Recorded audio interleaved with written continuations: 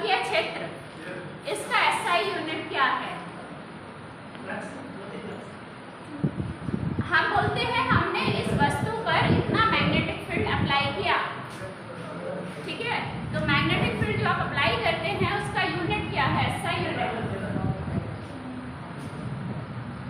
चुंबक होती है, चुंबक लोहे को अट्रैक्ट करती है, दैट मीन्स चुंबक का कुछ तो चुंबकीय क्षेत्र है। तो वो जो चुंबकीय क्षेत्र है या जो मैग्नेटिक फील्ड है उसका एसआई मात्रक क्या बोले? Very good answer. SI unit of magnetic field is, तेज से बोलो बेटा, tesla, right. So SI unit of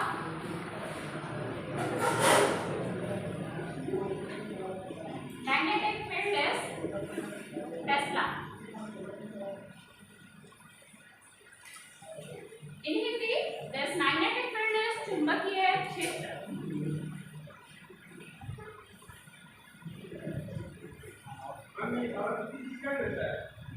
नहीं, हाँ, वो कैंडेला है। Luminous intensity that is candela and this one is Tesla, दोनों में डिफरेंस है। अब आप इसको याद कैसे रखेंगे? I will tell you one thing, because आप लोग यूपीएससी का प्रिपरेशन कर रहे हैं तो मेक श्योर जब भी आप कहीं निकलते हैं तो आपके सारे सेंसर अच्छे से काम करने चाहिए, राइट। तो आप लोगों ने आई डोंट नो नोटिस किया नहीं किया, लेकिन जब आप बाहर जाते हैं कई रोड पे ना प्रचार हुआ होता है कि हमारे यहाँ एमआरआई होता है, एमआरआई है ना, that is magnetic resonance imaging की। जो सिर में का एमआरआई हुआ या फिर आपके एमआरआई क्या है? एक तरीके से मेडिकल में आपका डायग्नोसिस करने का है। तो कई बार आपने दीवारों पे ऐड लगे हुए देखे होंगे, हमारे यहाँ एमआरआई किया जाता है 15 टेस्ला, 12 टेस्ला। मैंने तो देखा है जब मैं अपने कॉलेज जाती हूँ हरदोई से ढोढरपुर, उसके बीच में एक दीवार पे बहुत बड़ा लगा हुआ है। तो हाँ, तो वही ना, ध्यान देखा करो ना कि चारों तरफ। मैं बता दूंगी हरदोई में अभी देख लूंगी नोटिस करते हुए कहाँ लगा हुआ है, एक वॉल पे बहुत बड़ा एडवर्टीजमेंट लगा हुआ है। तो the Tesla is magnetic field का यूनिट। तो वो कहते हैं कि हमारे यहाँ जो एमआरआई होता है, जो डायग्नोसिस होता है आपके सर का, वो इतने हाई मैग्नेटिक फील्ड की कैपेसिटी पे होता है, दैट मींस हमारी जो रिपोर्ट है वो अच्छी रिपोर्ट है। तो इसलिए वो साथ साथ लिख देते हैं 15 टेस्ला, 12 टेस्ला, ठीक है। तो टेस्ला जो है आपका एसआई यूनिट होता है मैग्नेटिक फील्ड, क्लियर। एंड उनकी तरह कैंडेला से कंफ्यूज मत होना, candela is different, Tesla is different.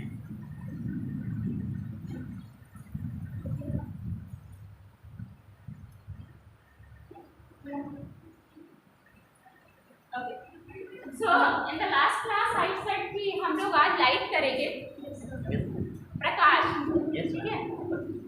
So light is a particle of wave। Light क्या है? तरंग है या फिर कोई कण है? दोनों है, दोनों है, ठीक है। Very good. इफ आई से, अगर मैं बोलती हूँ लाइट एक तरंग है, तो आप कैसे उसको सेटिस्फाई करेंगे कि लाइट तरंग है? आपने कहा दोनों है, तो आपके पास उसका एविडेंस भी होना चाहिए। लाइट अगर कण है तो क्यों है और कब है, कहाँ है, और लाइट अगर तरंग है तो क्यों, कब, कहाँ होता है ना, होता है तो तरंग है, तो तरंग है, ठीक। और वह वो इलेक्ट्रॉन निकलता है जो फोटॉन बनाता है। हाँ, तो क्या उस इफेक्ट का नाम क्या है? वो आइंस्टाइन को नोबेल प्राइज मिला उसके लिए, photo electron, photo electric, Prakash Prakash विद्युत प्रभाव, ठीक, फाइन। सो लाइट क्या है? आपका डुअल नेचर रखती है, डुअल मींस दोनों उसमें स्वभाव है, पार्टिकल भी और वेव भी। First point should be clear. अब हमें ये देखना है लाइट यानी कि प्रकाश कब तो तरंग के जैसा काम करता है और कब पार्टिकल या कण के जैसा काम करता है। तो हमें वो सारे फिनोमेना जो है वो घटनाएं मालूम होनी चाहिए। क्योंकि एमसीक्यू कैसे पूछ लिया जाता है, दी हुए ऑप्शंस में से कौन सी घटना के लिए प्रकाश एक तरंग का काम करेगा, या कौन सी घटना के लिए प्रकाश एक पार्टिकल का या कण का काम करेगा, राइट। ठीक, now first we have to discuss this pattern, that means wave. पहले वेव देखने, क्योंकि वेव जो है वो लाइट का क्लासिकल नेचर बताता है और जो पार्टिकल है वो लाइट का क्वांटम नेचर बताता है। क्लासिकल का मतलब है जो चीजें हमें दिख रही हैं लार्ज स्केल। अगर आपको एक कॉमन भाषा में बताएं तो क्लासिकल का मतलब होता है जहाँ पे न्यूटन के जितने भी नियम है वो सारे नियम लागू हों और चीजें हमें लार्ज स्केल पे दिख रही हो तो वहाँ हम कह देते हैं क्लासिकल फिजिक्स है। जहाँ चीजें आपको नहीं दिख रही, फॉर एग्जाम्पल कोई भी वस्तु है उसके अंदर क्या होता है, अणु, अणु के अंदर क्या होता है, अणु के अंदर परमाणु और क्या इसे नहीं पता है। परमाणु, परमाणु की इंग्लिश क्या होती है, एटम, और अणु की इंग्लिश, परमाणु इज मॉलिक्यूल एंड अणु इज एटम। तो जो मॉलिक्यूल होता है वो एटम्स को मिला देता है। तो जो आपका एटम होता है, अणु होता है, उसके अंदर होता है न्यूक्लियस। तो न्यूक्लियस के अंदर क्या होता है, इलेक्ट्रॉन, प्रोटॉन एंड न्यूट्रॉन। तो जो इलेक्ट्रॉन, प्रोटॉन, न्यूट्रॉन उस लेवल की जो फिजिक्स होती है उसको रखा जाता है क्वांटम में, दैट मींस वो हमें विजिबल नहीं है। ठीक, तो जब आप वेव की बात करते हैं तो आप क्लासिकल की बात करते हैं। सबसे पहली बात, लाइट पढ़ने से पहले आप वेव समझ लो।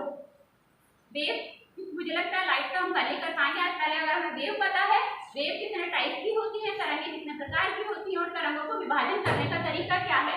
जब आप किसी चीज को बांटते हैं तो उसका एक आधार होता है, ठीक है। तो जब आप तरंगों को बांटते हैं, ट्रांसवर्स वेव, लॉन्गिट्यूडनल वेव, तो किस आधार पे उनको कैटेगराइज कर रहे हैं, right. So we have to start with the wave.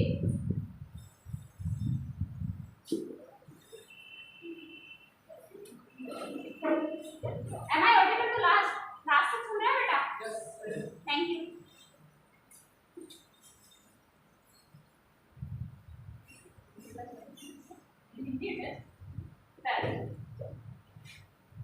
अब वेव के क्या क्या कंपोनेंट हैं? कंपोनेंट मींस एक तरंग के क्या क्या तत्व हैं। अगर हम बोलेंगे तरंग है तो उसके साथ क्या क्या चीजें एसोसिएटेड होती हैं। आप स्टूडेंट हैं तो आपकी क्या क्या विशेषताएं हैं, कॉलेज में आएंगे आपके पास बुक्स भी होंगी, आपके पास पेन भी होगा, राइट। तो उसी तरह अगर एक तरंग है तो उसके पास क्या क्या चीजें होंगी।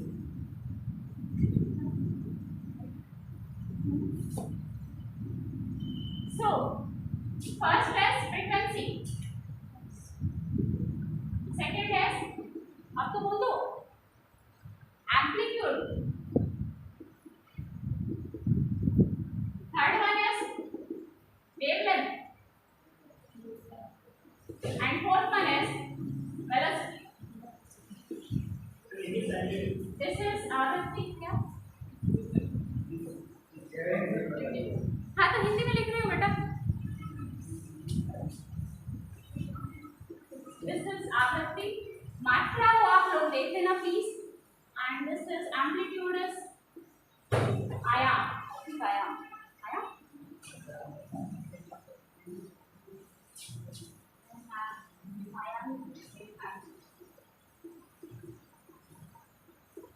वेवलेंथ है तरंग दैर्ध्य, तरंग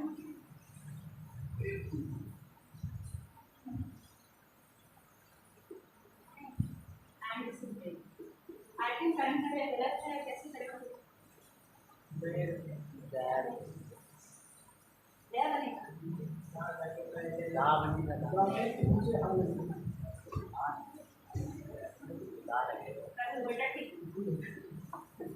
I'm sorry for this.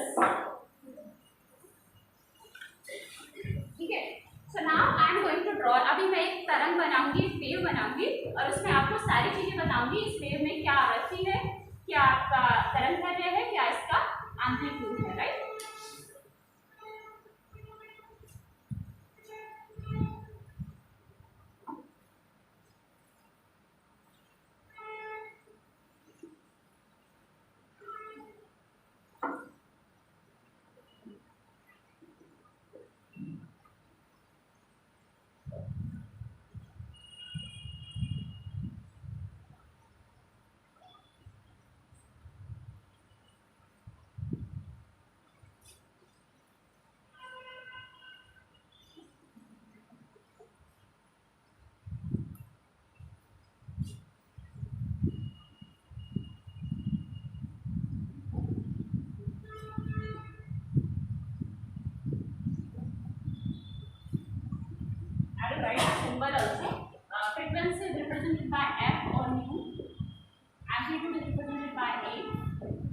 Wavelength is represented by lambda, velocity is represented by so this is lambda and this one is bucking time period.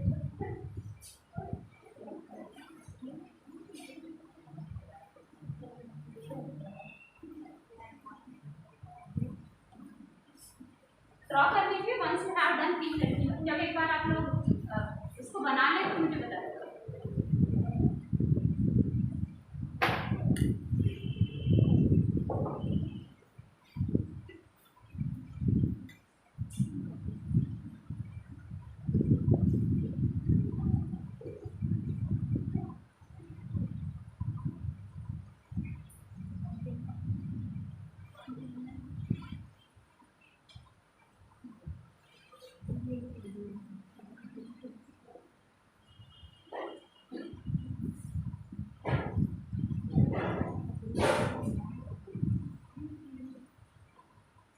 बेटा बी नहीं है इसमें और इसमें अंतर है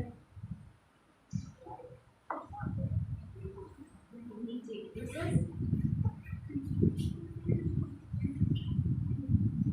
इन some books you will find this new इसको new होते हैं कई बुक में आपको ऐसे भी मिल जाएगा दोनों ही सिंपल हो जाते हैं तो बी में और इस न्यू में थोड़ा सा अंतर होता है बनाने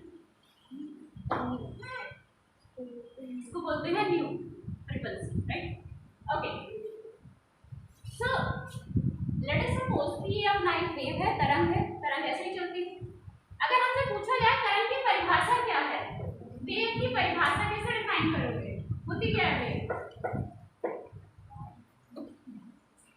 कुछ भी जो भी आप जानते हैं वेव के बारे में बताइए. वेव होती क्या है, तरंग होती क्या है? माध्यम में आया हुआ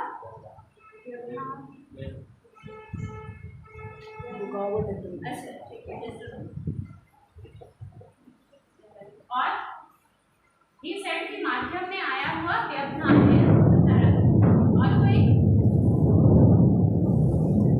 एक माध्यम से दूसरे माध्यम के बीच में जो चलता है वो तरंग है. ठीक, तो एक माध्यम से दूसरे माध्यम के बीच जो चलता है वो तरंग है. तो तुम्हारी भाषा के हिसाब से कहें तो अभी हम एयर में हैं और हम पानी में चले जाएंगे तो माध्यम तुम्हारा चेंज हो गया, मतलब कि गैस से लिक्विड में चले गए, पर मैं वेव थोड़ा ना बन जाऊंगी.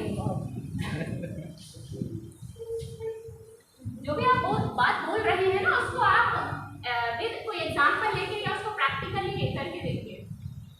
तरंग में जैसे लाइट की भी हो सकती है, जैसे लाइट की तरह सूरज की आ रही है वो जमीन में वो भी एक तरंग है. बिल्कुल सही बात है. जल में देख सकते हैं तो लहरें भी तरंग में होगी. बिल्कुल, तो उसके लिए मीडियम चेंज होना जरूरी नहीं है ना.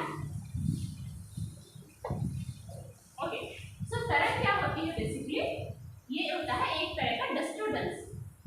ठीक है, disturbance which is propagated in a medium, यानी कि एक तरह का अवरोध या एक तरह का डिस्टर्बेंस जो कि किसी माध्यम में प्रोपगेट होता है, चलता है. और चलता है तो क्या करता है, it transverse the energy. Wave आपके बिना ऊर्जा के नहीं हो सकती. कोई भी वेव जब आपकी एक माध्यम में प्रोपगेट करती है तो वो क्या करती है, अपने साथ एनर्जी को मूव कराती है. That means wave always carry some energy. कोई भी तरंग है वो अपने साथ एक ऊर्जा हमेशा लेके चलेगी. ठीक, सो ये अपने पास क्या है, एक वेव है. I will draw only one wave, otherwise आप इसको कंटिन्यूसली आगे तक भी ड्रॉ कर सकते थे. ये आपकी केवल एक वेव है. एक वेव इसको क्यों बोला, एक वेव का मतलब है आफ्टर वन साइकिल, जब आप पूरा 360 डिग्री घूम जाते हैं तो उसके बाद आप रिपीट करना शुरू कर देते हैं चीजों को. राइट, तो वो 360 डिग्री का जो कंप्लीट रोटेशन है दैट इज वन साइकिल. और अगर उसी साइकिल को हम प्लॉट करें तरंग की तरह तो ये बोला जाएगा वन वेव. और अगर आप इसी पार्ट को यहाँ जोड़ दें तो ये क्या हो गया, वन कंप्लीट सर्किल. राइट, तो वन वेव का मतलब है the distance travelled in 360 degree और you can say one complete rotation. Fine. Now अब सबसे पहले आप देखो फ्रीक्वेंसी क्या होती है. फ्रीक्वेंसी जो है आवृत्ति. आवृत्ति का मतलब हिंदी में क्या होता है, अगर हिंदी बिल्कुल हम टिपिकल हिंदी लैंग्वेज की बात करें तो वहाँ आवृत्ति का मतलब क्या होता है, हाँ, बार बार. Very true. हिंदी में पढ़ा हो कहीं पर अनुप्रास अलंकार तो उसकी परिभाषा में एक शब्द पढ़ा आता था ना, एक शब्द की आवृत्ति बार बार होती है. ऐसे ही याद रखिए चीजें. तो आवृत्ति में बाद अपने को फ्रीक्वेंसी। तो आवृत्ति का मतलब है कि आपका एक सेकंड में जो वेव है वो अपने आप को कितनी बार दोहराती है, समझ गए? तो ये क्या हो गया, आपका एक कंप्लीट सेकंड में जो वेव है वो अपने आप को कितनी बार दोहराती है, उसी को बोलते हैं फ्रीक्वेंसी। तो अगर हमारे पास क्या होगा, चलो फ्रीक्वेंसी क्लियर हो गई, लिखना चाहो तो लिख लो आप लोग। और इसका फॉर्मूला होता है frequency is equal to 1 this always in small f, ये हमेशा स्मॉल f होता है, 1/t। t is a time period. क्या f उसका सिंबल है, हर्ट्ज उसकी यूनिट है। तो अगर हम लिखेंगे आवृत्ति मेरी 20 हर्ट्ज है, तब हम लिखेंगे f बराबर 20 hz, h नहीं लिखते hz। यहाँ पे t आपका टाइम पीरियड हो गया और इसका जो SI मात्रक हो गया वो SI यूनिट इसकी होती है हर्ट्ज और वो रिप्रेजेंट होती है h और स्मॉल z। f क्या है, आवृत्ति को लिखने का एक सिंबल है, चिन्ह है, और hz क्या है, उसका मात्रक है। तो हम लिखेंगे f बराबर 20 हर्ट्ज, दैट मींस f बराबर 20 hz। तो उसका मतलब होगा आपकी जो आवृत्ति है, फ्रीक्वेंसी है, वो 20 हर्ट्ज है, ठीक? तो इसलिए सिंबल से और यूनिट का जो रिप्रेजेंटेशन है उससे प्लीज कंफ्यूज ना हो। अब दूसरी चीज आती है एम्पलीट्यूड। तो ये आपकी एक वेव है, पॉजिटिव डायरेक्शन में ये पॉजिटिव y है, ये है x एक्सिस पे मैंने दिया है टाइम, ठीक? यहां से 0 से लेके t टाइम में इसने क्या किया, एक कंप्लीट साइकिल की। और ये जो कैपिटल T है, that capital T is time period. Time period का मतलब ये होता है कि कितने टाइम में आपकी वेव एक साइकिल को या एक चक्कर को पूरा करेगी, उसी को कहते हैं टाइम पीरियड। हिंदी समय अंतराल, राइट? सो जो आपका T है, दिस इज योर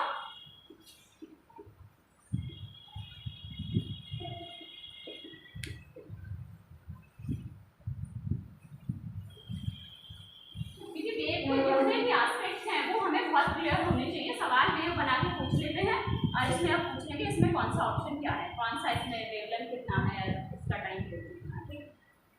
अब आप मुझे ये बताओ, ये x एक्सिस है और ये y एक्सिस है। x एक्सिस पे क्या है, मेरा समय है, टाइम है। तो यहाँ से यहाँ तक क्या किया इसने, वेव ने कितनी साइकिल कंप्लीट की है, एक। मैंने एक ही वेव ड्रॉ की है। साइकिल का मतलब है अपने आप को रिपीट करना। अगर आप देखेंगे ये वेव यहाँ से ओरिजिनेट हुई थी, यहाँ से इसका प्रारंभ हुआ था, अब इसने कंप्लीट साइकिल शुरू कर दी, तो ये वाला पार्ट और ये वाला पार्ट सिमिलर है कि नहीं? यहाँ से भी तो वेव ऊपर की तरफ उठ रही है, तो यानी कि यहाँ से आपकी सेकंड साइकिल स्टार्ट हो रही है, clear? So that's why this is one complete cycle. तो यहाँ से यहाँ तक जाने में जो वेव को टाइम लगा उसको क्या बोलेंगे, समय अंतराल। दैट मींस यहाँ से यहाँ तक का जो समय है उसको बोलेंगे कैपिटल T, ठीक? तो इस x एक्सिस पे आपका समय है, मान लीजिए मैं स्केल को ऐसे फिर आगे प्लॉट कर देती हूँ, ऐसा हो गया।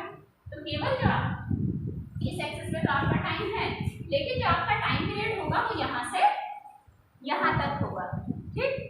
वेव को प्रारंभ होने के पश्चात अपनी अवस्था को दोहराने तक जो समय लगा, दैट समय इज टाइम पीरियड और समय अंतराल, ठीक? तो 1/t इज योर फ्रीक्वेंसी। चलो एम्पलीट्यूड पे आ जाते हैं। एम्पलीट्यूड का मतलब है जो तरंग है वो मैक्सिमम कितना ऊपर जाती है, ठीक है, उसको बोलते हैं। क्योंकि वेव क्या है, ऊपर जाएगी नीचे जाएगी, इसमें क्या होता है, उसका एम्पलीट्यूड साइनसोइडली वैरी करता है। साइनसोइडल मतलब जैसे कि आपका, अच्छा छोड़ देते हैं, साइंस में आता है, साइन ट्रिग्नोमेट्री में आता है, साइन थीटा कॉस थीटा, वो मैथ्स वाले होंगे। तो जब आप साइन थीटा को प्लॉट करते हैं तो वो ऐसे ही प्लॉट होता है, जैसे जैसे आप थीटा बढ़ाते जाते हैं उसकी वैल्यू बढ़ती जाती है, फिर आप उसके बाद 90 के बाद फिर वैल्यू कम होनी शुरू कर जाती है, एक बार बढ़ा फिर कम हुआ तो वो वेव इसी तरह से ड्रॉप, ठीक? तो एम्पलीट्यूड का मतलब है एक वेव मैक्सिमम कितना ऊपर जा सकती है या कितना नीचे जा सकती है। अगर आप पानी में एक पत्थर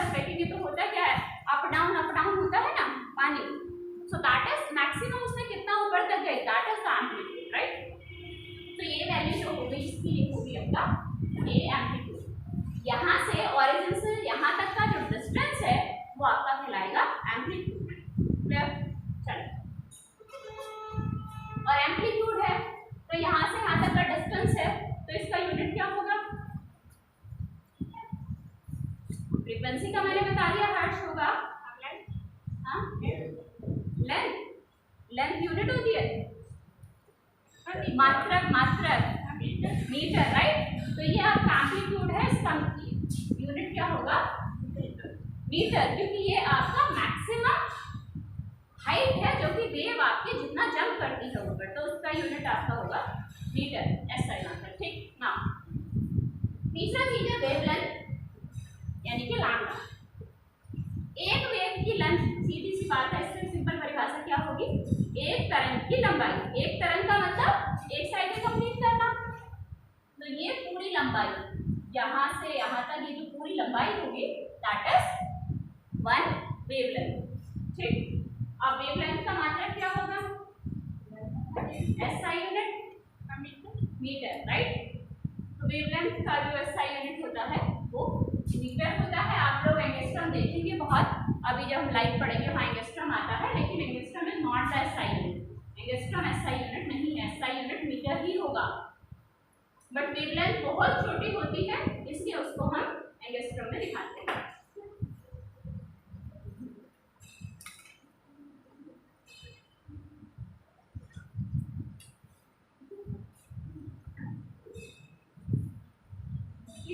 अब क्या बचा?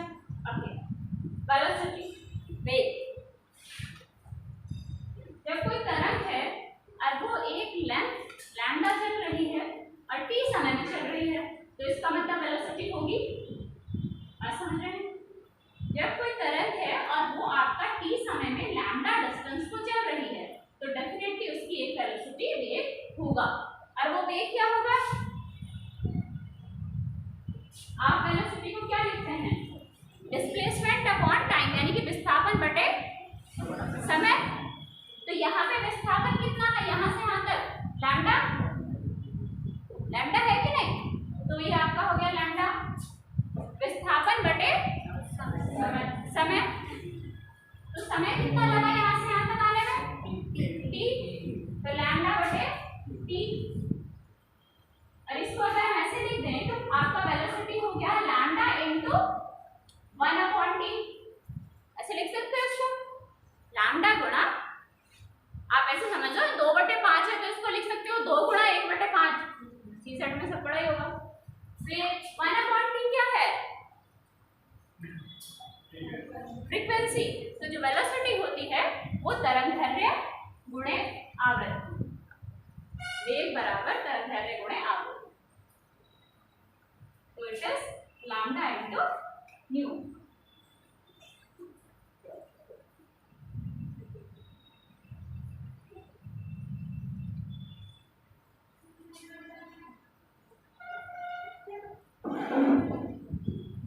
अब वेलोसिटी का एसआई मात्रक वही होगा मीटर पर सेकंड।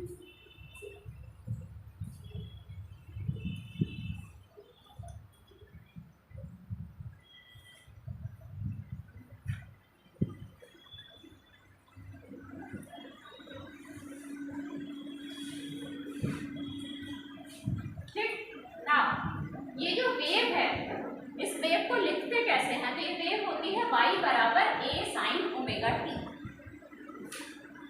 आप लोग लिख लो, इससे ज़्यादा डीप में मत जाओ। If you want I can tell you, sine theta trigonometry का एक फंक्शन है, एक फलन है। जब उसमें हम थीटा जो कोण है उसको आप 0 से 360 तक घुमाते रहिए। Sine 0 0 degree, sine 0 degree 0, sine 30 1/2। जैसे जैसे साइन का मान बढ़ता रहता है, साइन 45 से 1/2, साइन आपका 90 डिग्री 1। तो जैसे जैसे थीटा का मान बढ़ता है इसकी वैल्यू बढ़ती चली जाती है यहाँ तक। फिर जब आप साइन 90 के बाद आएंगे 120 डिग्री, 150 डिग्री, 180 डिग्री, तो फिर से मान घटने लगता है। तो इसलिए यहाँ तक इसका मान बढ़ा और उसके बाद इसका मान घटने लगा। फिर आप आगे जाएंगे तो उसका मान निगेटिव में जाने लगता है। इसलिए ये पूरा जो ये जो वेव है, ये तरंग जो है आपके साइन थीटा के फंक्शन को दिखाती है। इसलिए हम इसको a बराबर साइन ओमेगा t लिखते हैं।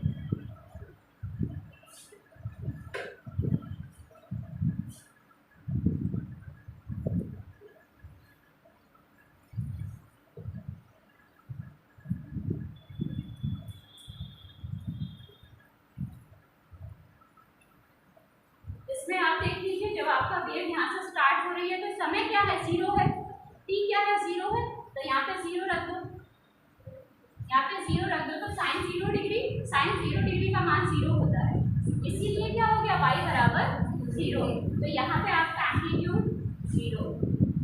और यहाँ आप चले गए तो ये क्या है, इस साइकिल का 1/4 हिस्सा है, साइकिल 360 डिग्री में पूरी हो रही है, 360 का 1/4 करेंगे 90, तो यहाँ पे क्या है कोण, इसका मतलब 90 डिग्री, साइन 90 कितना होता है 1, तो y की वैल्यू 1, तो इसलिए यहाँ पे आपका मैक्सिमम एम्पलीट्यूड होता है, ठीक है, इसीलिए हमने इसको साइन ओमेगा टी के रूप में लिखा।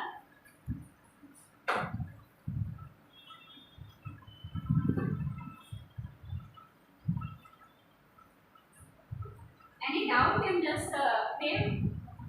क्या वेव के जो एस्पेक्ट्स हैं, यानी कि वेव के जो तत्व हैं, जो प्रॉपर्टीज हैं, जो विशेषताएं हैं, वो हमें अब सारी मालूम चल गई, ठीक।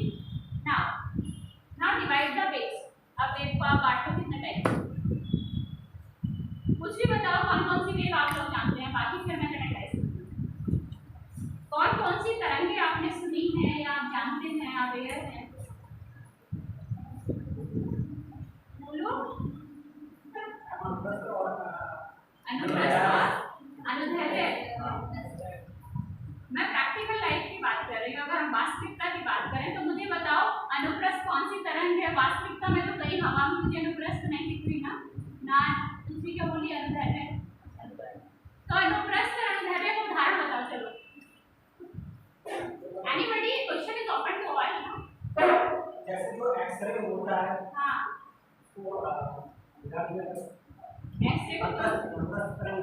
एक्सरे को अनुप्रस्थ बोलते हैं, अच्छा मैं लिख लूँ क्योंकि हिंदी में आप ये क्या बोल रहे हैं, एक्सरे को अनुप्रस्थ बोलते हैं, ठीक।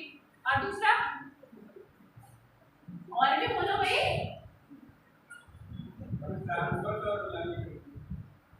हाँ फिर क्या भी तुम्हारे ध्यान आएगा, ठीक है, आपने बताया अनुप्रस्थ होती है एक्सरे, अब जो दूसरी कौन सी बताई थी, अनुदैर्ध्य, अनुदैर्ध्य का उदाहरण कौन बताएगा, तो लाइट कैसे पढ़ोगे फिर, अच्छा ना, और ट्रांसवर्स लॉन्गिट्यूडनल, अब ये बताओ अनुप्रस्थ क्या होता है, ट्रांसवर्स की लॉन्गिट्यूडनल, माध्यम की जरूरत नहीं होती, वो अनुप्रस्थ कहलाती है, जिनमें माध्यम की जरूरत नहीं होती है वो अनुप्रस्थ कहते हैं, उन्हें अनुप्रस्थ कहते हैं, अच्छा, और जिनको माध्यम की जरूरत होती है उनको, तो इसका मतलब तुम्हारे हिसाब से ये ट्रांसवर्स है, अनुदैर्ध्य में क्या आती है, ध्वनि, तो फिर इसका मतलब वो लॉन्गिट्यूडनल है, अनुदैर्ध्य तो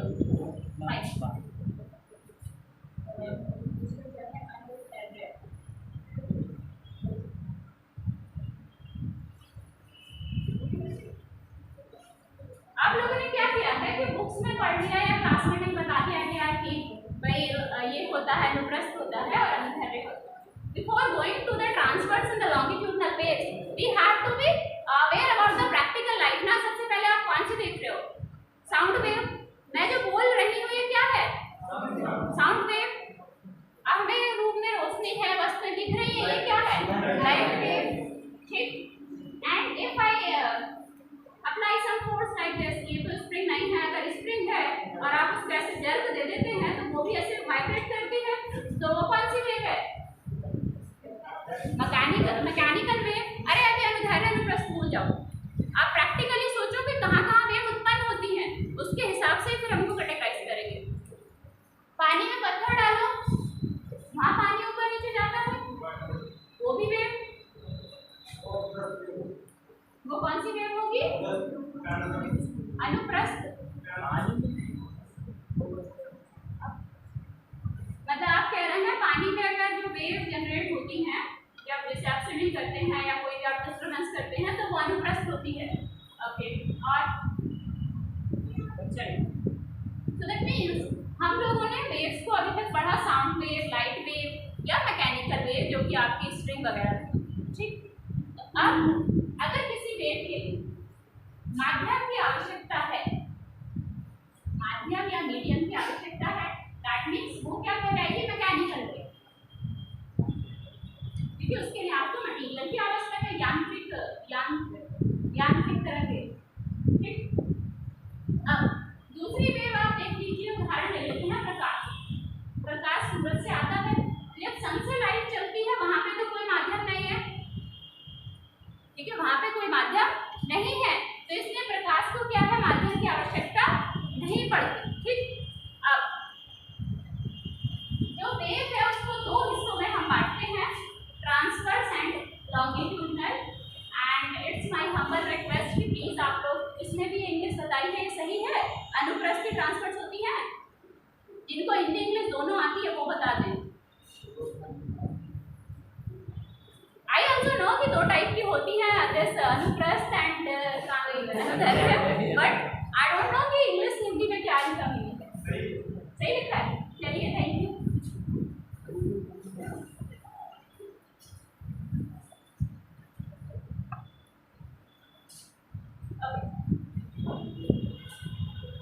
तो जो आप तरंग है ये वेव्स को ट्रांसवर्स लॉन्गिट्यूडनल कहते हैं, उसके विभाजन का आधार क्या है, किस आधार पे आप विभाजन कर रहे हैं, माध्यम पर। इसका जो आधार होता है वो होता है उसके प्रोपगेशन की डायरेक्शन, यानी कि वेव किस दिशा में चल रही है, वेव किस तरह से चल रही है। तो वेव के चलने का जो मॉडल है, आप बोलते हैं ऐसा भी हो सकता है वेव इस दिशा में चल रही है, कंटिन्यूअसली चल रही है।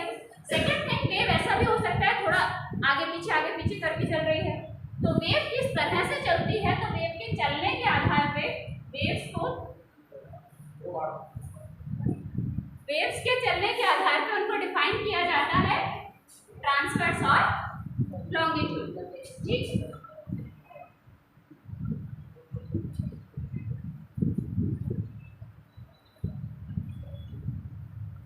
Transverse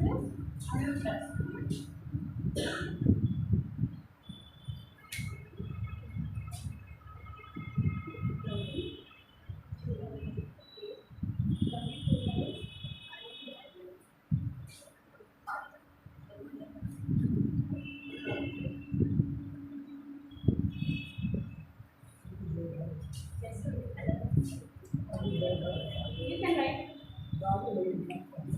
Okay, I'm sorry for this.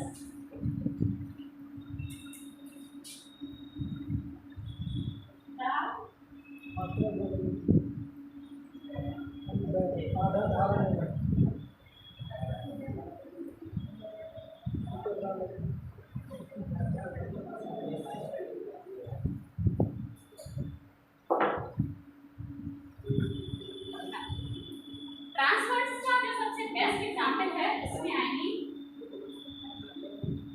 आप केवल लाइट इसका एग्जांपल नहीं कह सकते, क्योंकि लाइट भी एक तरह की वेव का उदाहरण है। तो वो सारी वेव आप ऐसे समझ लीजिए, आपके पास एक बास्केट है, एक टोकरी है, उसमें बहुत सारी वेव रखी हुई है, वो सारी वेव एक ही टाइप की है, और उन्हीं में से एक वेव है लाइट। तो वो जो पूरी बास्केट है इसमें वो सारी वेव एक ही टाइप की हैं, वो सारी होती हैं आपकी इलेक्ट्रोमैग्नेटिक वेव, यानी कि विद्युत चुंबकीय तरंगें। ठीक है, तो लाइट उसका एक सब पार्ट है। ठीक है, तो ट्रांसवर्स में आपका एग्जांपल आता है इलेक्ट्रोमैग्नेटिक वेव।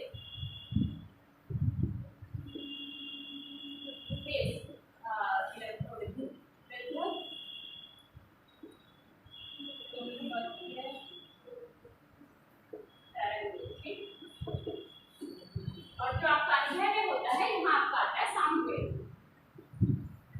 ध्वनि तरंग।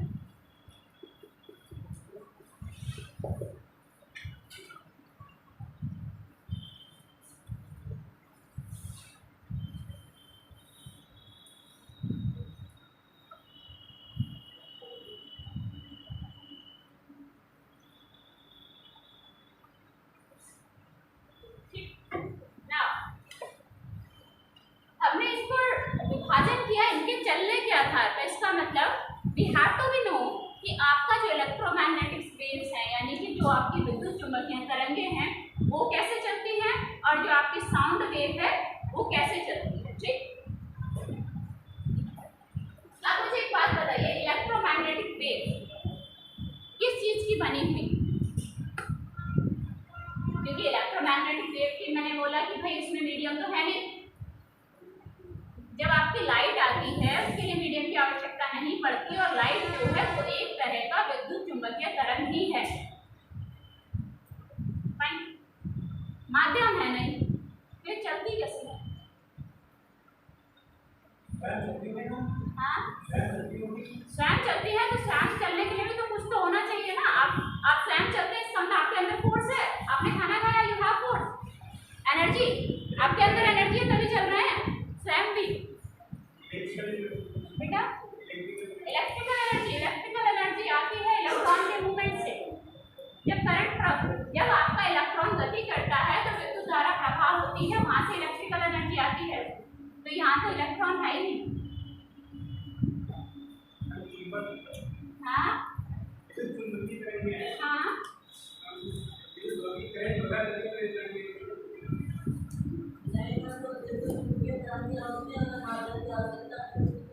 हाँ नहीं होती आवश्यकता, ठीक, हम आपकी बात से पूरी तरह सहमत हैं। तो फिर चलती कैसे है? माध्यम की आवश्यकता नहीं है। हाँ, वायु एक माध्यम है बेटा, वायु इज अ मीडियम। ओके, कोई बात ठीक। अब आप मुझे ये बताइए, जो इलेक्ट्रोमैग्नेटिक तरंगे हैं, ठीक है, या आपकी विद्युत चुंबकीय तरंगे हैं, वो माध्यम तो है नहीं, तो इसका मतलब उनके अंदर कहीं से तो एनर्जी आ रही है जो वो चल रही है, प्रोपगेट कर रही है। सन से यहाँ तक आने के लिए जो टाइम लग रहा है, दैट मीन्स ये जो आपकी वेव्स हैं ये बनी हुई होती है ना। कन्वर्सेशन प्लीज, आपको डाउट है तो बेटा मुझसे बात कीजिए। व्हाट? तो ये आपकी जो वेव्स है, ये आप इसको ब्रेक कीजिए, जो ना समझ में आए उसको संधि विच्छेद कर दो। तो electromagnetic means electric plus magnetic. इन तरंगों में आपका इलेक्ट्रिक फील्ड होता है और मैग्नेटिक फील्ड होता है। तो ये तरंगे जो है इलेक्ट्रिक फील्ड तथा मैग्नेटिक फील्ड से मिलकर बनी होती हैं, यानी कि विद्युत क्षेत्र तथा चुंबकीय क्षेत्र।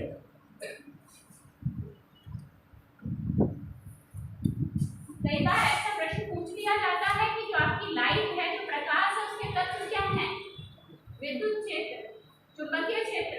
तो कई बार बस लाइट समझ के लोग विद्युत क्षेत्र कर देते हैं, प्रकाश समझ के। लेकिन जो आपका प्रकाश है उसके जो कंपोनेंट है, उसके जो तत्व है, वो electric field and magnetic field both, ठीक। तो अब यहीं से इनमें पावर आती है चलने की।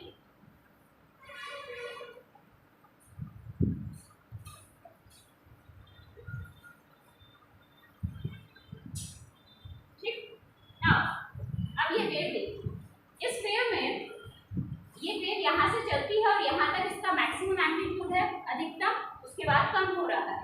वेव किससे मिलकर बनी है? इलेक्ट्रिक फील्ड और मैग्नेटिक फील्ड से। तो मैं मान लूँ कि ये सारा इलेक्ट्रिक फील्ड है, तो इलेक्ट्रिक फील्ड आपका नियत है, कांस्टेंट है या बदल रहा है?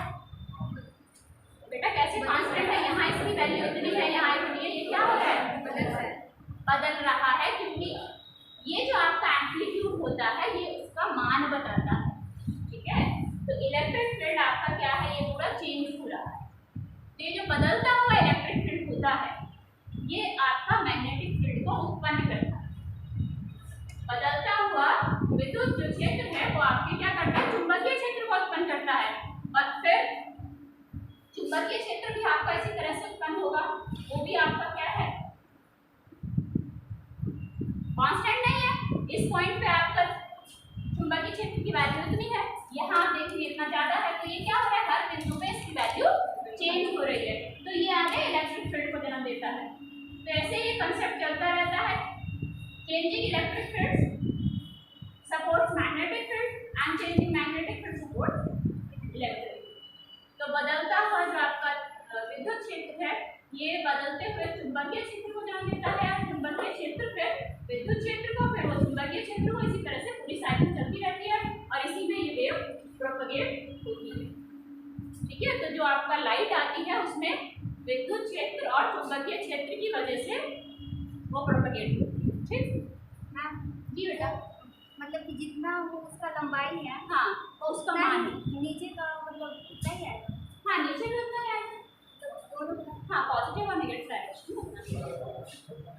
जितना इसका लंबाई है आप मान के चलिए इतना ही इलेक्ट्रिक फील्ड आपका है, इतना इसका लंबाई है, राइट। ठीक, तो अब हम बात करते हैं ट्रांसवर्स वेव की या फिर इलेक्ट्रोमैग्नेटिक वेव्स का, राइट। तो इलेक्ट्रोमैग्नेटिक वेव आपके ट्रांसवर्स क्यों होती है? मैंने बताया ये दो चीजों से मिलकर बनी हुई है, इलेक्ट्रिक फील्ड और मैग्नेटिक फील्ड। अब हमें ये देखना है इलेक्ट्रिक फील्ड और मैग्नेटिक फील्ड की दिशा कैसे होती है। ऐसा तो है नहीं कि इलेक्ट्रिक फील्ड भी इस दिशा में हो, इसी के ऊपर मैग्नेटिक फील्ड भी आ जाए। Now I have to draw a wave. आपके लिए एक इलेक्ट्रोमैग्नेटिक वेव बनाती हूँ, वो 3 डायमेंशन पिक्चर है। दैट मींस वहां पे लंबाई, चौड़ाई और ऊंचाई तीनों ही एक्सेस है।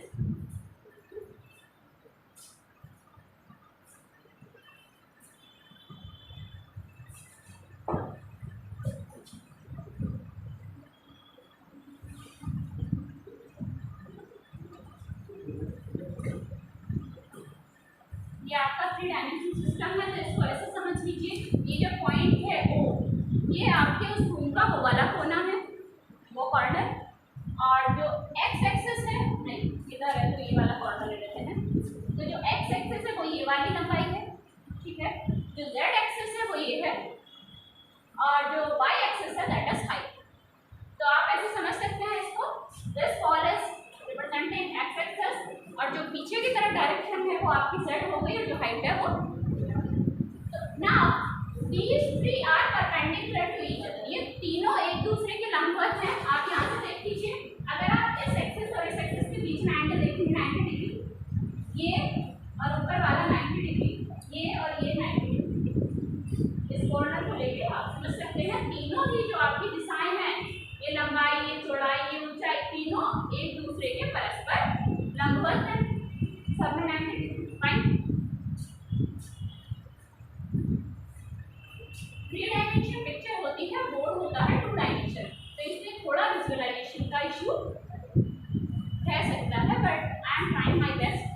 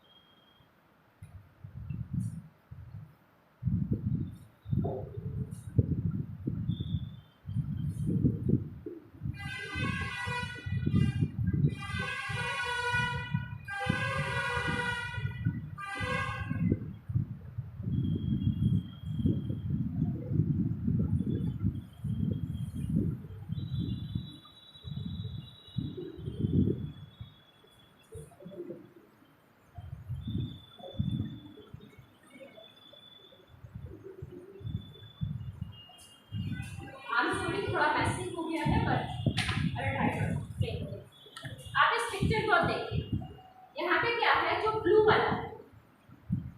वाली वेव है, इस वेव की दिशा क्या है, जेड के समांतर। जो नीली वाली है ये जेड एक्सिस है, इसको मैंने ऐसे प्लॉट किया है, तो ये क्या है, जेड के समांतर है। दूसरा ब्लैक वाला देखिए, ब्लैक वाला आपका क्या है, ये वाई एक्सिस है, बिल्कुल वाई के समांतर है। और वेव चल किस दिशा में रही है, एक्स दिशा में। ये बात क्लियर हुई।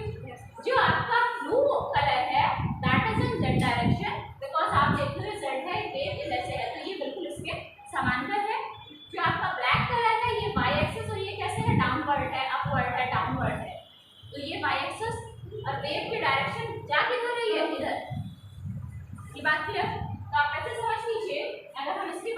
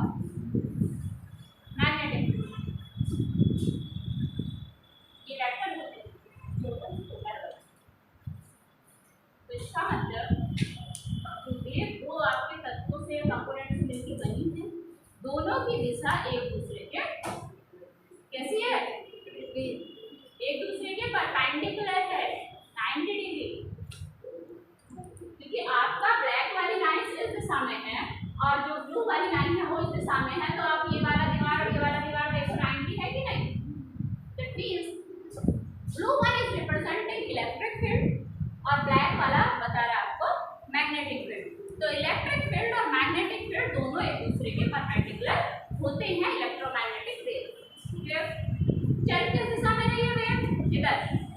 तो यानी कि वेलोसिटी किधर हो गई, इधर। तो वेलोसिटी आपके इलेक्ट्रिक फील्ड के भी और मैग्नेटिक फील्ड दोनों के 90 डिग्री हो गई कि नहीं हो गई? थोड़ा सा क्रिटिकल कॉन्सेप्ट है but you have to use your brain. तो यहाँ पे क्या है, इलेक्ट्रिक फील्ड और मैग्नेटिक फील्ड और वेलोसिटी तीनों एक दूसरे के परपेंडिकुलर या लंबवत होते हैं और यही आपके ट्रांसवर्स वेव की विशेषता है। This is the only characteristic of transverse wave. कोई भी वेव जहाँ पे उसका प्रोपगेशन डायरेक्शन यानी उसके चलने की जो दिशा है वो उस वेव के जो कंपोनेंट हैं जिनसे मिलकर वो बनी है उन दोनों के लंबवत अगर हो जाएगा तो वहाँ पे वो ट्रांसवर्स वेव है।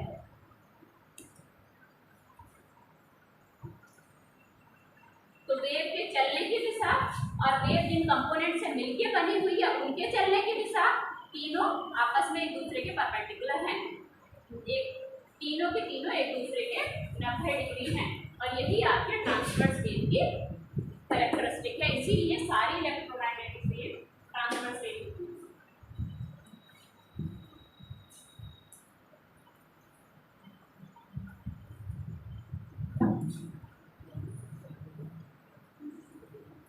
होता क्या है, ये जो ब्लू वन है दैट इज इलेक्ट्रिक फील्ड, ये आपका चेंजिंग है, कांस्टेंट नहीं है। चेंजिंग इसका मतलब क्योंकि आपकी पूरी वेव है इसके अंदर हर पॉइंट पे जो मैंने एरो लगाया है, तीर का निशान है, हर बिंदु पे इसकी लंबाई समान नहीं, ठीक है। क्योंकि आप ऐसे मान लीजिए ये वेव है तो यहाँ इसकी लंबाई इतनी, इस बिंदु पे इतनी, तो हर बिंदु पे इसकी लंबाई क्या है, बदल रही है।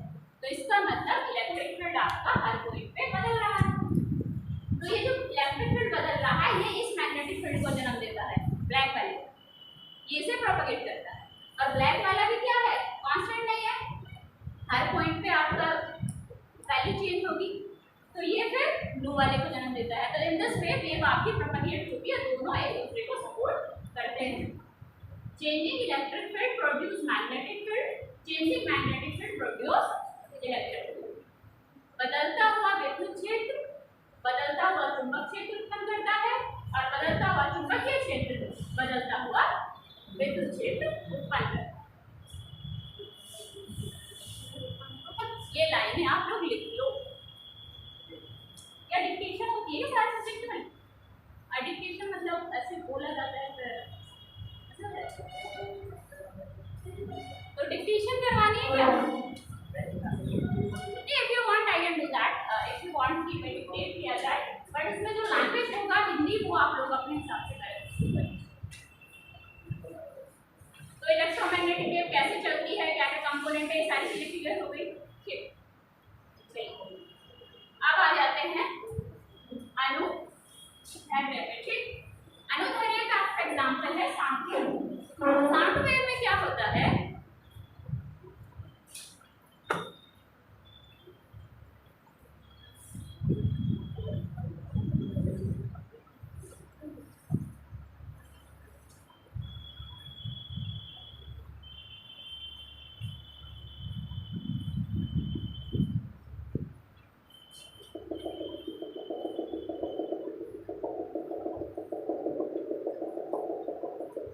साउंड वेव यानी कि ध्वनि तरंग का बता रही हूँ कि ध्वनि तरंग किस तरह से आती है।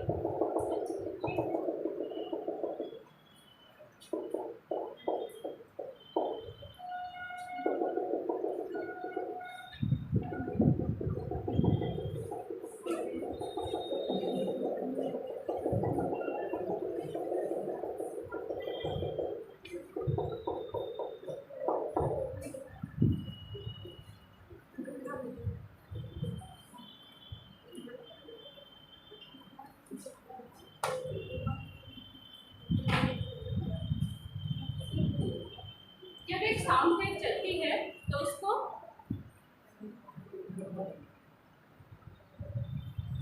जब हो जाए आपका कन्वर्सेशन तो प्लीज लेट मी नो।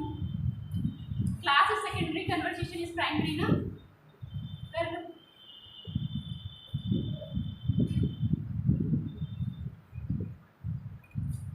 तो एक साउंड वेव जो आपकी ध्वनि तरंग है या हम बोले अनुदैर्ध्य जो तरंगें हैं उनमें क्या होता है, उनके लिए एक मीडियम आपको रिक्वायर्ड है, माध्यम की आवश्यकता है। और माध्यम में क्या होते हैं, कण होते हैं। कोई भी मीडियम है उसमें पार्टिकल्स होंगे। कॉलम बनाए हुए हैं। तो ये जो आपके ऐसे करके डॉट डॉट हैं, डॉट या डैश व्हाटएवर इट इज, तो ये सारे आपके कण हैं, ये भी आपके कण हैं। तो इस वाले कॉलम में जो आपके कण हैं वो बहुत ज्यादा क्लोज हैं, बहुत ज्यादा पास पास है, और यहाँ पे जो कण है वो बहुत दूर दूर है। ठीक है, सेम यहाँ पे जो आपके कण है वो पास पास है, और यहाँ पे आपके कण दूर दूर है। ठीक, एंड ये जो वेव है इसका जो गति करने का दिशा है वो एक्स एक्सिस मान लेते हैं, दिस इज बी, यानी कि वेलोसिटी जो है, ये वेव की जो वेग है या वेव जो आपकी गति कर रही है वो आपके इस दिशा में गति कर रही है। फाइन, अब इसको बोला जाता है compression and this is refraction.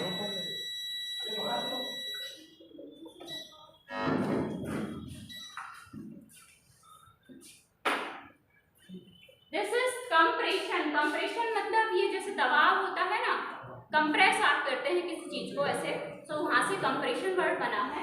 And rarefaction means जब आप उसको से एक्सपैंड कर देते हैं, वहां से रेयरफेक्शन बना है।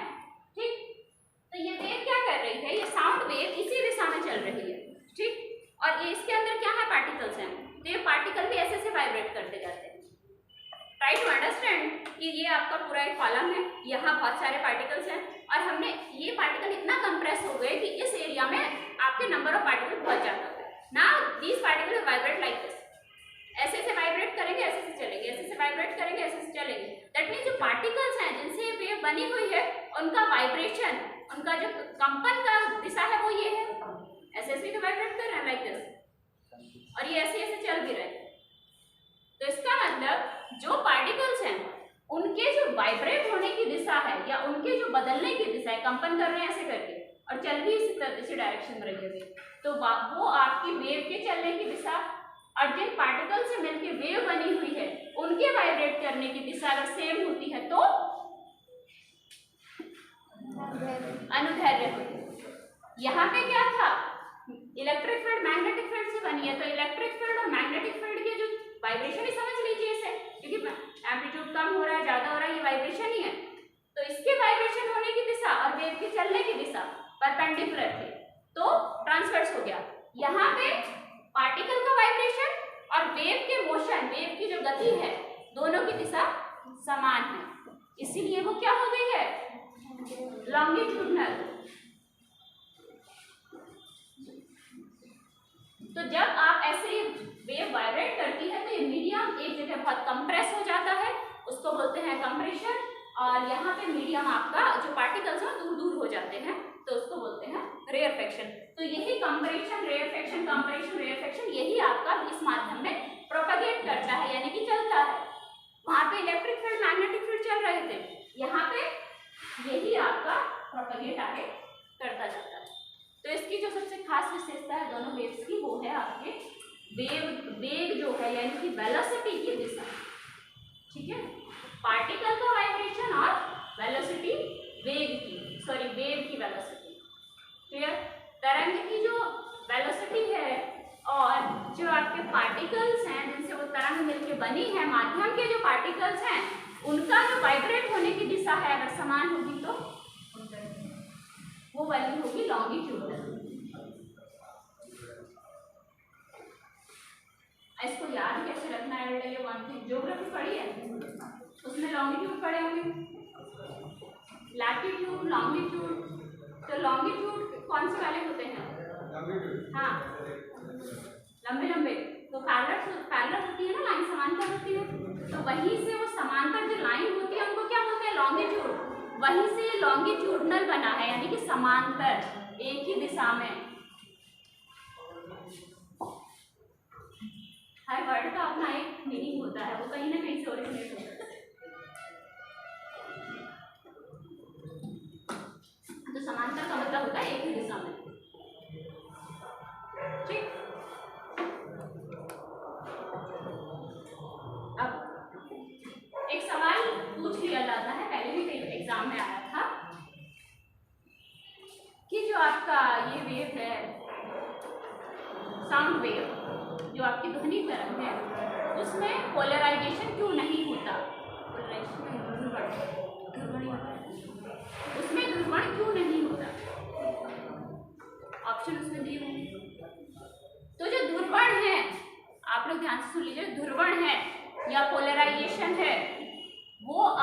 ट्रांसवर्स वेव की विशेषता है, ना कि लॉन्गिट्यूडनल वेव।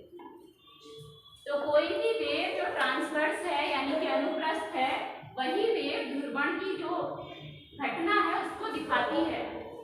ध्रुवण मतलब पोलराइजेशन। तो इसीलिए जो आपके ध्वनि तरंगे हैं उनमें पोलराइजेशन नहीं होता।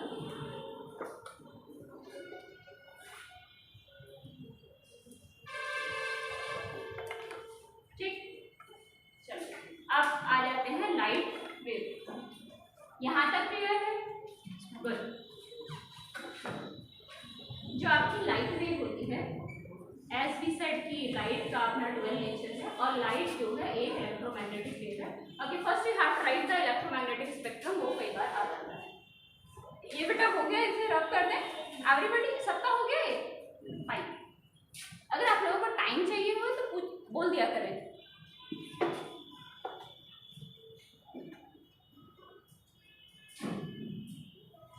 अब आप लिखिए इलेक्ट्रोमैग्नेटिक स्पेक्ट्रम में कौन कौन सी वेव्स आती हैं।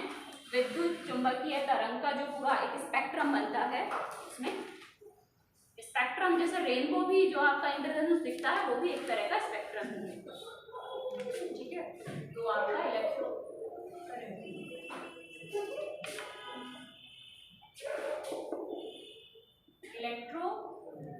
मैग्नेटिक स्पेक्ट्रम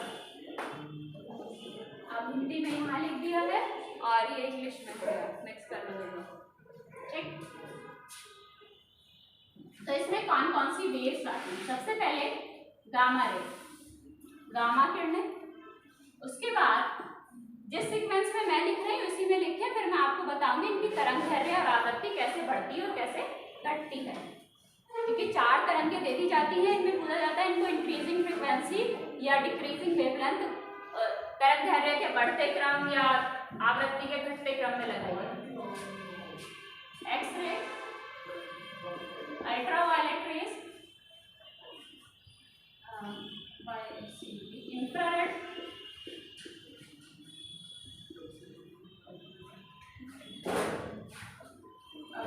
अल्ट्रावायलेट के बाद विजिबल आता है।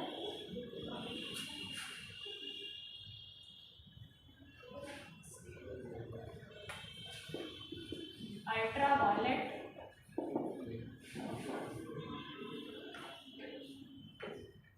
ये तो आपने बहुत पढ़ा होगा कि ओजोन का क्या काम है, ओजोन परत का है, तो उसका आंसर बड़ा होता है फेमस सा। क्या करती है ओजोन परत? पराबैंगनी किरणों को रोकती है। तो पराबैंगनी हिंदी इज दिस, अल्ट्रावायलेट का हिंदी पराबैंगनी होता है। विजिबल, इंफ्रारेड, माइक्रोवेव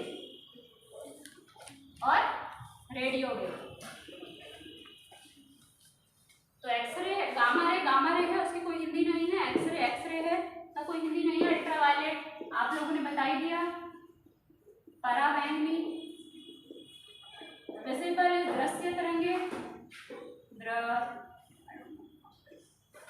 दृश्य तरंगे, इंफ्रारेड की हिंदी क्या होती है?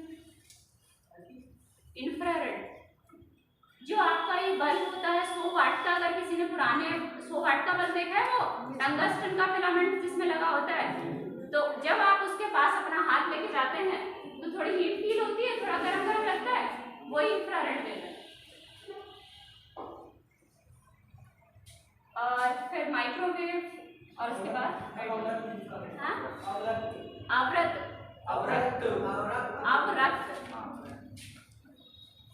आवृत किरणें।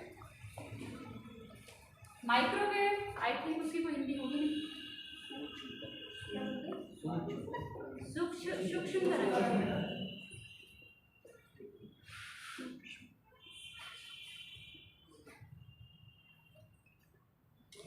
रेडियो वेव की भी है क्या? रेडियो वेव की नहीं होगी। रेडियो वेव रेडियो तरंगे ही हैं। ठीक, ये आपका पूरा इलेक्ट्रोमैग्नेटिक स्पेक्ट्रम होता है। ठीक, और ये सारी किरणें उसमें होती हैं। इनको अलग अलग इसलिए बांटा गया है क्योंकि जितनी ये कितनी होगी 7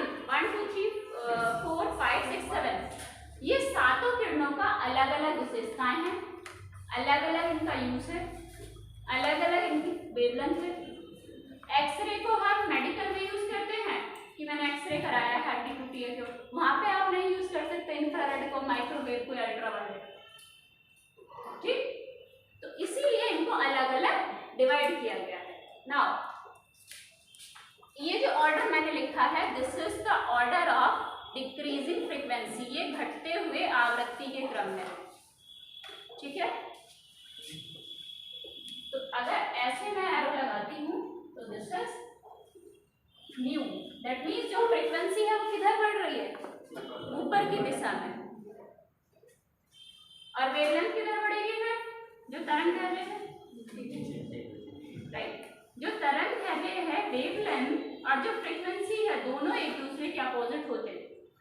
ठीक है, तो यहाँ पे क्या है, फ्रीक्वेंसी सबसे ज्यादा किसकी है, गामा रे की, और वेवलेंथ सबसे ज्यादा रेडियो वेव की।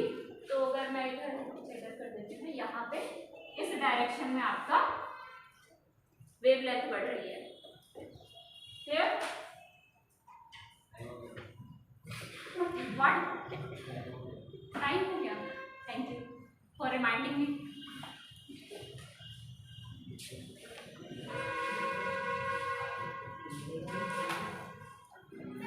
अब इनका यूज आप लोग देख लें, क्योंकि एक बार ये प्रश्न मैंने आई डोंट रिमेम्बर एग्जैक्टली कौन सा एग्जाम था, बट एग्जाम में प्रश्न आया था कि जो आपका बल्ब होता है टंगस्टन फिलामेंट का, जब उससे जो हीट निकलती है वो कौन सी तरंग है, तो वो आपकी इंफ्रारेड होती है। तो जो ये आपकी इंफ्रारेड तरंगे यानी कि आवृत तरंगे, इनका काम क्या है, इनका काम है ऊष्मा उत्पन्न करना। कहीं भी आपको ऊष्मा जैसा फील हो, वहीं पे आपकी, ठीक, बुखार आता है तो आपको हीट लगती है, तब आपकी बॉडी से इंफ्रारेड निकलती है, क्योंकि जो किरणें निकलती हैं उनकी जो फ्रीक्वेंसी है, उनकी जो आवृत्ति है, वो टेम्परेचर पर निर्भर करती है कि वस्तु का टेम्परेचर कितना है। कोई भी वस्तु है, वो हर वस्तु आपकी किरणें निकाल रही है, लेकिन हम महसूस नहीं कर पाते। अगर टेम्परेचर ज़्यादा है तो फिर आप में महसूस कर पाएंगे। उसमें क्या होगा कि जितना टेम्परेचर ज़्यादा होगा उतना ही आपका फ्रीक्वेंसी ज़्यादा हो जाता है, तो आप उसको महसूस कर लेते हैं। तो इसीलिए जब आपको फीवर आता है तो अगर हीट महसूस हो रही है तो वो इंफ्रारेड है। टंगस्टन बल्ब को अगर आप देखते हैं तो वो इंफ्रारेड है।